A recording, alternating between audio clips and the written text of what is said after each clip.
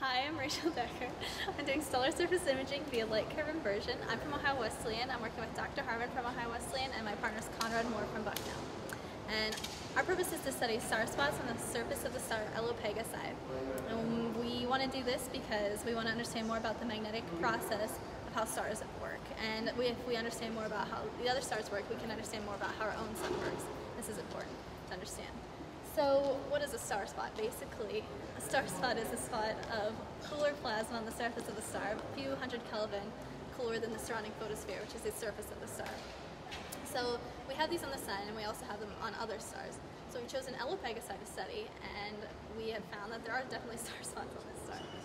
We went out and we observed Pegasi for about 5 hours each time, and it has a 10.17 hour rotation period.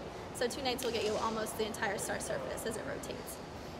So what we did is we took images of the star over a few nights, and then we used photometry software from Myra Pro, and we collected and analyzed the data. We performed aperture and differential photometry on the images, which means that we drew a small circle around our star, and we counted the number of photons that come in that circle.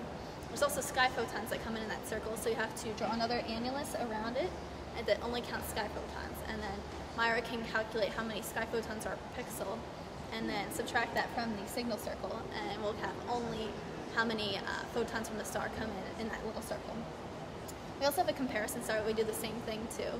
And we know the magnitude of this comparison star, so we can check it against the magnitude of the target star to calculate it. And also if something happens to the images, like light clouds would come through and make both of their magnitudes go down, it would make them comparably go down at the same amount. And it also accounts for atmospheric turbulence and changes in the atmosphere. So that's why we have that star. So after we have the magnitude of our star over the images, then we can make a light curve of the star, which is basically how bright it is versus its phase, which is how much it's turned through.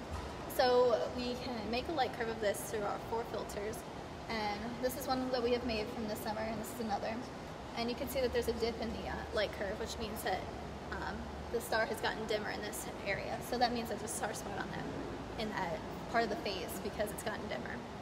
So we put this into the light curve inversion algorithm, which Conrad Moore has explained in his presentation. And we get an image of the star with spots on it. So this is one image that we have made this summer, and it has 2 distinct spots, as you can see here. And then about 2 weeks later, we have this image, and the star has changed in this time. So the magnetic field of the star is changing, and that's interesting for us.